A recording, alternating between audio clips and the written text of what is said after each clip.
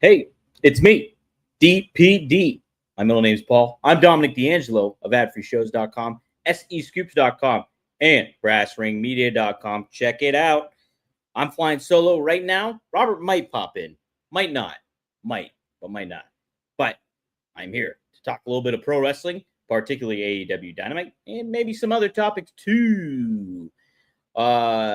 Let's say hi to some folks in the chat here. We got Triple E saying, "What's up? What's up, Triple E?"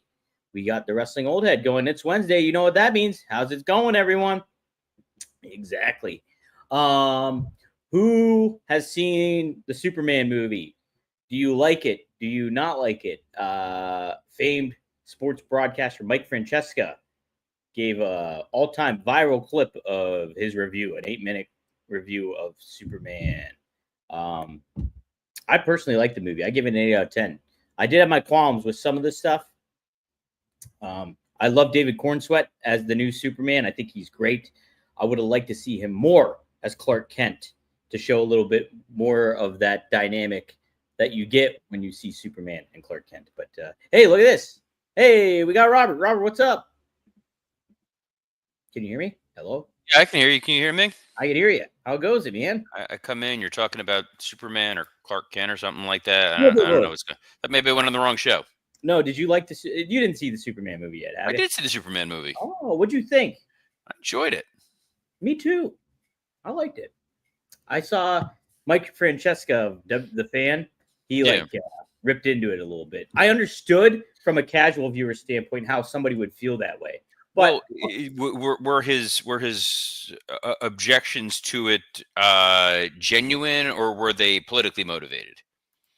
They didn't seem politically motivated, because that does seem to be the dividing line on this. I think he had expectations to see a Superman that like beat up people and save Lois Lane and the old conventional style of Superman, where it's like there's a little bit more of the comic book universe that's implemented into this movie than he probably expected. So I don't think it was politically fueled whatsoever. And I really don't think, honestly, like it was a very political movie in a lot of ways. I didn't think so either. I think it was the comments that the writer-director James Gunn made where he said, Superman is an immigrant story, and people got very mad at him, which I find essentially hilarious because the underlying Superman narrative was that the writer and the artist were both Jewish immigrants talking about what their experience was like trying to assimilate into America. Right. And there's a fantastic book called The Amazing Adventures of Cavalier and Clay, which kind of plays with that narrative, which I highly recommend.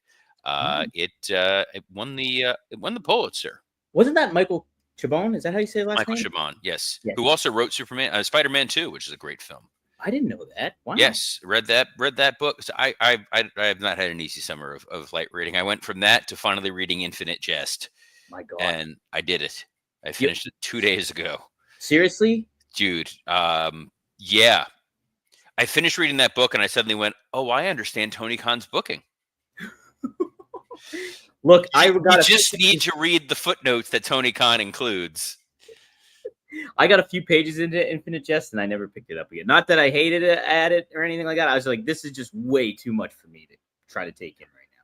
And I just it's a daunting Herculean task, but so was toppling the Death Riders, and yet your boy Hangman Adam Page, not my boy anymore, your boy. No. So Hangman used to follow me on Twitter. Oh, way back when. Good dude. Made one joke about him, unfollowed, done. I'm like, all right, you're one of those guys.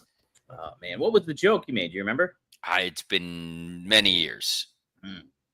Well, I'm so excited, and I just can't hide it. I'm so excited, and I just can't hide it. Stop. It's terrible. Yeah. I'm in a meeting. I step out of that meeting to join this show. I wasn't going to be on today. And they're like, oh, I think we're going to jump for a quick lunch break. I'm like, I'm foregoing lunch break. I'm here. Wow. First of all, you're dressed like one of the pirates who tried to kill Peter Pan. Ahoy. Yeah. And two, you're blasting that song at me twice. By the way, Wrestling Old Head is incorrect. He says Infinite Jest could never be audiobook. There's actually an excellent audiobook for it, and I recommend it as a companion at certain points when you're trying to read the book to have the voice in your head. I actually did get an Audible subscription, and I've now started down Ulysses by James Joyce. Yeah, What are you doing, man? what am I doing? I'm watching Dynamite, and what's keyed up for Dynamite tonight, Dom? Oh, not a whole lot that they have advertised here, Robert. Believe it or not, There's a the whole main bunch event. of you got stuff here. Yeah, I do have a few things. It's hailing from Chicago. They're starting a residence here in Chicago, I guess, for a couple weeks. Is it? I don't know how long they're in Chicago, but apparently they're there. Hangman Page, Mark Briscoe, and Powerhouse Hobbs are going to be taking on the Death Riders. That is John Moxley, Wheeler Yuta, and Claudio Castagnoli. Yeah. Do you like this as a follow up, or do you think they should let Hangman simmer as a single? I'm genuinely shocked that they're doing this match. Okay. I'm shocked. I'm baffled just because you literally ended the all in PLE pay-per-view, whatever the heck they want to call it, with a definitive conclusion. Mm-hmm. The definitive conclusion is John Moxley taps out, concedes. It's a Texas death match. He got pushed to his breaking point. Hangman Adam Page is your new AEW World Champion. He has taken out the championship. It's happy, happy, joy, joy. Let's move on with life. And instead, we've now got this same situation repeating itself. We're putting these guys back in the ring. It should have been Hangman Adam Page comes out, victory celebration, whatever that may be. MJF just appears lurking. Mm-hmm. He's standing there with the Hurt Syndicate. They're menacing. He's like, I'm going to cash this in at some point. So you hold on to that title, cowboy, for as long as you can. I'm coming for you. That's all you need. The fact that we're jumping right back in, like Moxley shouldn't even be on TV. He should be gone. He should be missing in action. He's plotting, and you could have him literally in a warehouse somewhere, pacing back and forth like a villain who's been upended, and it's I'm gonna get my revenge. I'm gonna get that damn Darby Allin. I'm gonna get that damn Bryan Danielson. I'm gonna get all those people who wronged me. And Hangman, when I heal up, when I'm back to normal, I'm coming for you. Mm-hmm. Yeah, no, I'm with you on that. I think that's a great point. And especially, too, it takes away the finish of that match. I mean, we put over Moxley at the end of that match, gave him credit for, like, how he submitted and the panic on his face and all that stuff. It was a great finish. And I think that kind of diminishes it, just putting him back in a multi-man tag match, where the story felt completed, or that was the end of a big chapter. Now we're moving on. It feels weird and unnecessary. And it's like, no, we got to move on to what's going forward. The next PLE, I can't help it because WWE. The next pay-per-view is Forbidden Door. Yes. Which has a totally different feel and vibe and whatever. And I'm looking at what the main event of this is. It's Moxley, Yuta, Claudio versus Hobbs, Briscoe, and Hangman. You probably could have done an iteration of this without you could have replaced Moxley with Gabe Kidd, and done Swerve, Briscoe, and Hobbs versus what's left of the Death Riders, and you're okay. Yeah, no, it's a real head scratcher because you really don't need Mox in this. It doesn't do anything for you to further a storyline or to help either Hangman or him. I also would be selling the fact that these guys just went through hell in a Texas death match. Like Hangman damn near needed to kill himself to try to kill Moxley to win this title. Mm-hmm. Right. And hey, we're not gonna be on. You have Hangman limp down to the ring, all bandaged up, and he's got the title, and that's all you need. That's all you need. For those folks, I mean, interrupt you. Yeah. Those folks who did not watch All In have not seen the AEW World Title on TV in like 10 months. So just seeing it on TV, seeing Hangman there is enough. And you could have set up a match in some form or fashion, kind of go from there. I know they're doing, they're opening the show with Hangman. They're doing a Tony Storm victory speech. So I'm sure someone will interrupt her. We know Athena has the women's contract, so you could get two iterations of the same thing. I will point out you still have the bug in the top corner of the screen. Yes. That was Finest producer in the land. Yeah, Robert. I mean, if you really wanted to have Hangman in action today, you could have just advertised him appearing on the show, and then he gets perpetuated. Well, hold on. So you say he's advertised him in action. Why? If you are promoting this episode of AEW Dynamite, this is the first Dynamite since September, October, where Moxley is not the world champion. Like, this is, see who the new world champion is. Hear from the new world champion. Yeah. That's your turning of the page. We know they took out Ospreay, they took out Joe at the PLE.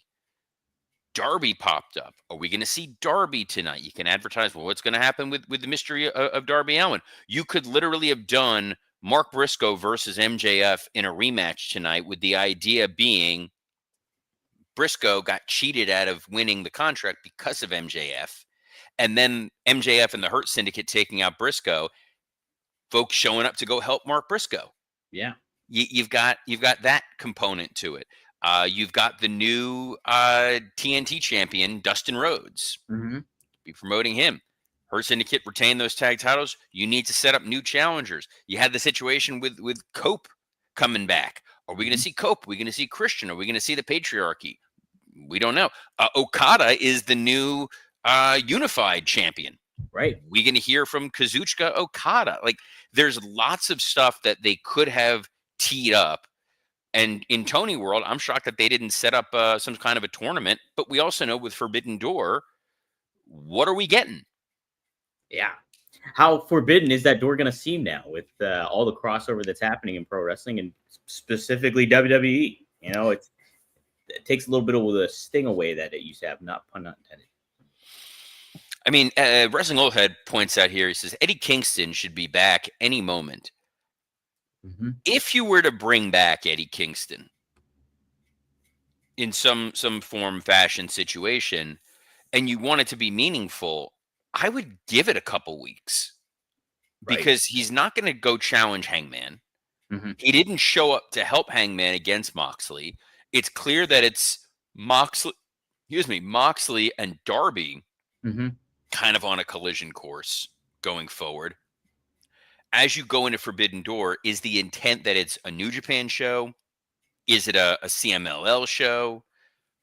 Is it any promotion across the world?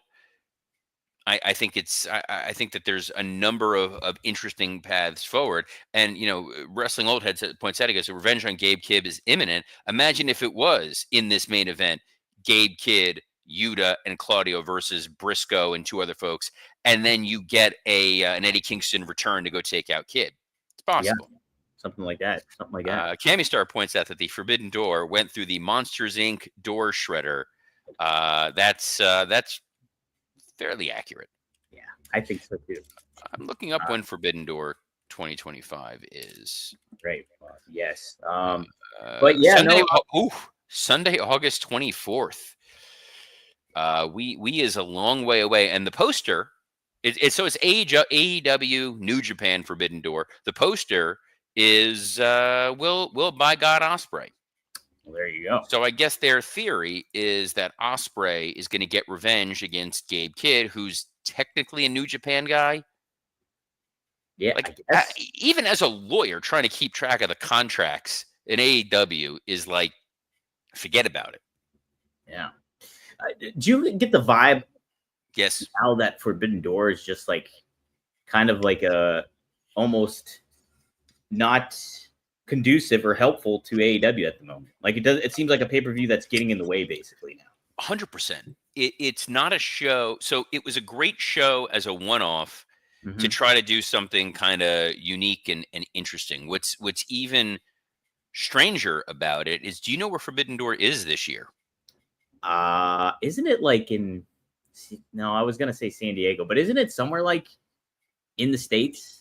You're very close. It's in London, England. Oh, okay. Yes. So the intent for Forbidden Door, to peel back into Tony Khan's mind, was we are bringing the stars of New Japan Mm-hmm. to the United States to take on the best that AEW has to offer, Right. in theory. So if you are a US based New Japan fan, and you're not going to go to the Tokyo Dome with Mr. Meltzer, but you want to see fill in the blank, your chance to see, Tanahashi or who or Naito, whoever it may be, was you were going to see them at this AEW New Japan show Mm-hmm. at an arena. Hey, this is great. They're going over to the UK, where you're bringing the AEW superstars, which is a novelty onto itself, and you're doubling down with the New Japan piece.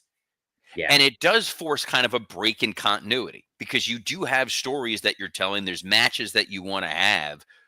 You're not going to get those at Forbidden Door. It's going to be AEW New Japan mixing it up. I know in Scott Chaplin world, he kind of feels like it's going to be Kenny Omega probably challenging Zack Sabre Jr. Mm-hmm. Well, we've got Kenny doing other stuff. It's a very odd thing. The only piece that I could see making sense for this is if they want to have Okada face somebody in New Japan to defend that unified title. Yeah, that's the only thing though. I think there's so much of New Japan talent that is officially with AEW. It doesn't pack as much as a punch as it used to. Who is genuinely in New Japan that is a dream match right now? This was one thing when Ospreay was a New Japan talent, Right. or Gabe Kidd was an exclusively a New Japan talent. You kind of cheated a little bit. And it's like, well, Mina Shirakawa is somewhat technically through New Japan, so you're going to get her in these situations. Who do they not have on a fairly consistent basis that you desperately want to see? I'll pose it to the folks in the comments. There may be a name that I'm just not thinking of, where I'm just like, oh yeah, that makes total sense. I genuinely don't know. I mean, the fact is, I know that it's going to be one of Tanahashi's last matches ever. Mm-hmm. Yeah. And the fact is that, I think that you could have sold Tanahashi's last match somewhere in the United States. Mm-hmm. And it could have been hey, we're doing it in San Francisco, we're doing it in San Diego, and then it's Tanahashi versus Okada. Let's just put that out there. And that's in the US. Instead, the O2 Arena should sell out based on the strength of, you guys didn't get all in this year. This is your chance to see the stars of AEW, headlined by, Will Ospreay, hometown boy. Let him go out there. And I think you're just stifling your momentum, any momentum that you may have moving off of one of your biggest pay-per-views of the year here, and trying to further storylines and just putting like a stopgap there with Forbidden Door. It's not conducive, I don't think, to your product. It's one thing if it was this and something else going on mm-hmm. at the same time, but it's like you're going from All In to Forbidden Door. It's an odd decision. It is. Dre Owens says Tanahashi, Goto, Zack Sabre Jr. List ends there. Basically, right? And All Out is in Toronto. Yeah. So obviously your headline for All Out in September most likely is going to be Edge and Christian versus FTR. Yeah. Which, by the way, great match to give for the audience in Toronto. And obviously Kenny being a Canadian hero, you could probably do Kenny Gabe Kidd Part 2. Yeah.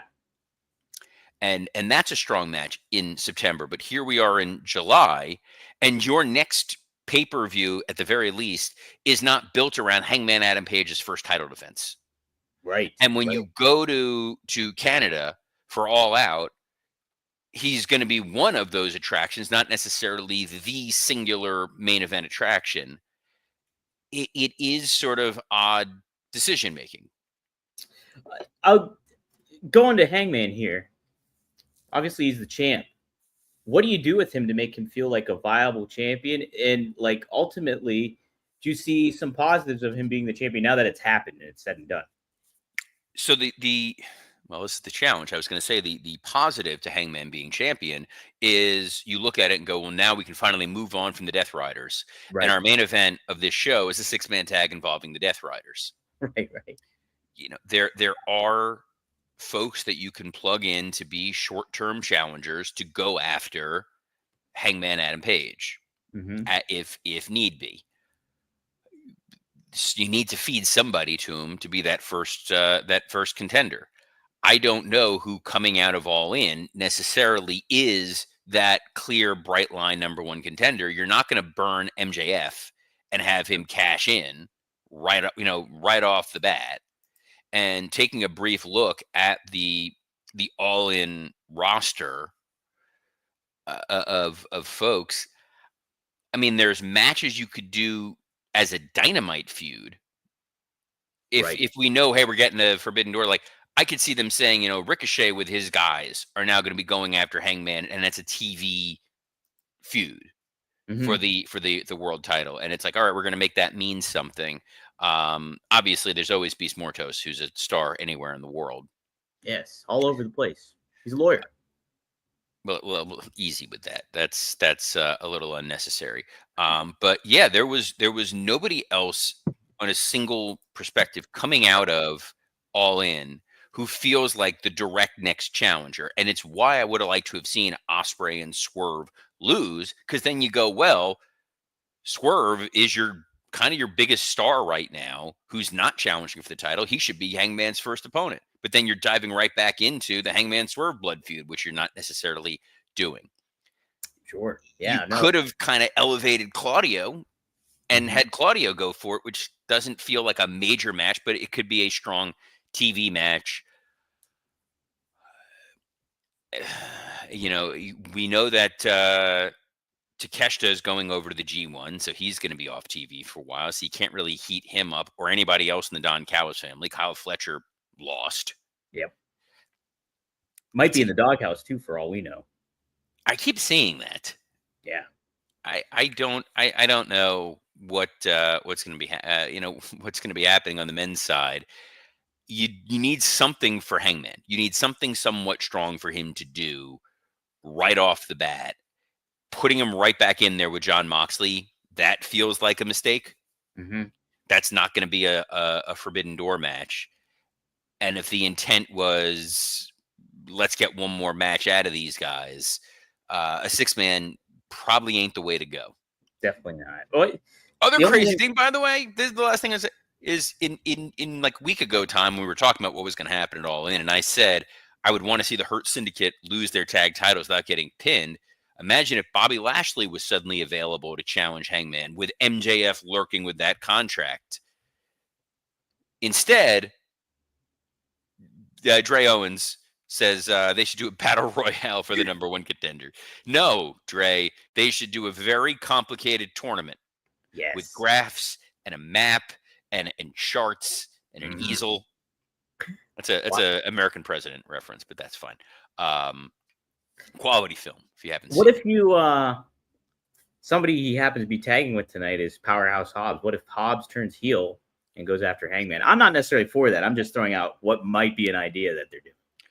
Dude, they have turned Powerhouse Hobbs babyface and heel so many times. It's kind of the Phil Connors line from Groundhog Day. I've killed myself so many times I don't even exist anymore. Like Powerhouse Hobbs is like the Big Show at this point.